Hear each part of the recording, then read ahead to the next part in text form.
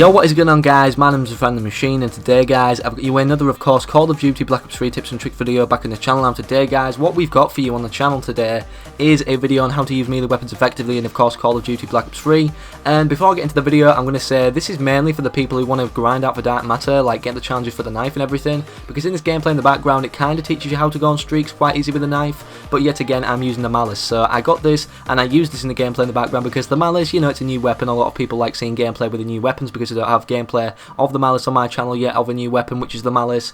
And also, it's a melee weapon. It's basically just a reskin version of the knife. It gets kills. It's a melee weapon. You have to get right up close and then use the melee actual button to kill them. So it's basically a knife but a reskin version. It does the exact same thing. I think it has the exact same stats and does the exact same type of distancing where you actually lunge for a knife and everything. But anyways, that's a video maybe for another day for Drifter to make like an in-depth melee weapon. I don't know, whatever. But anyways, today, like I said, I'm going to show you guys how to use melee weapons effectively. And in the gameplay in the background, I go on like a 10 or 12 knife streak, and it's pretty nice, to be honest. But the only reason I was able to do this is because of the class setup that I had. So we all know knives right now, or melee weapons, you can't put attachments on them. You can't make them anything besides the fact that you have to like literally plunge something into someone's head, chest, or anything like that. So you hit them with a wrench, or the Iron Gym, or the MVP baseball bat, or even the brass knuckles. Either way, you guys catch my drift. You're hitting them with a blunt object, which requires one maneuver to kill, and also a blade maneuver. It only requires one actual slice and dice to kill. I mean, I don't even think there's the dice in there, just the slice, and it kills them.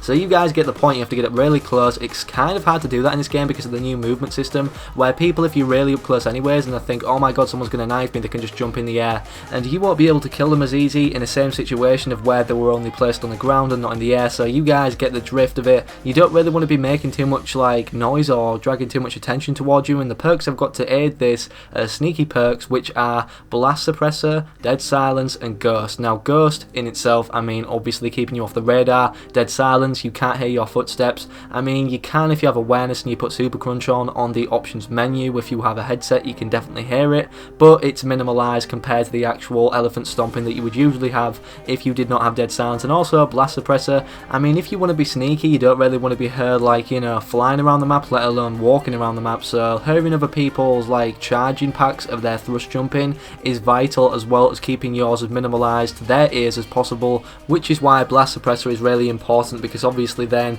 they're not hearing you and you're hearing them louder because you're not hearing yourself. So the specialist ability, like you see in Hearing Effect, is Heat Wave. So if you have this fully charged and you don't think you're in right distance and you don't have a concussion grenade like I'm throwing now, you can always activate that, and then they basically don't have a chance at killing you if they're not facing you. And like I did there, I made a mistake, obviously not thinking about his direction of facing me when I threw a concussion grenade. So moving back onto the perks, I've also got Hardwired on as well as Tracker. You've seen a lot of footsteps probably on the floor, and that's really useful to see where your enemies are actually going, or where they've gone, or where they've ran. So you know, maybe if they're facing the way where they're looking back from where they just ran, and you can actually run in there or have time to actually kill them when they're facing that same way, or if they're facing the other way, then you can just stab them in the back. I mean, that's an easy thing. Everybody likes them kills in Call of Duty at the end of the day because they're so sweet and simple, and they have no idea where it's come from. It's like, what the heck, a split second of death, oh my god. But leading back into the last perk, which is Hardwired, I mean, that's even sneakier in itself because it doesn't activate trip mines, which, I mean, I know you can avoid them, but at the same time, if they don't go off at all, then you can stab more people in the back because they'll be facing the opposite way to you of where they place their trip mine, expecting it to kill you, because a lot of people put them on walls,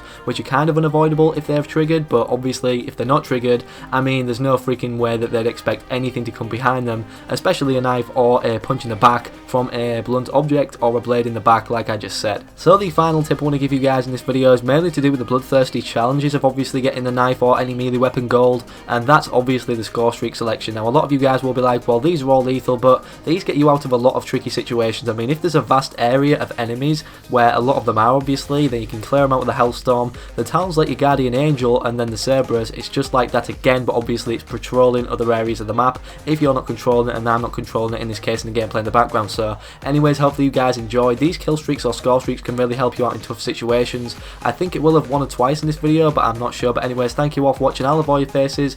If you want to see how to use effectively another video or another weapon category, let me know, and I will see you guys tomorrow in the next video. Thank you all for watching again. Slap a like on the video if you enjoyed, and peace out.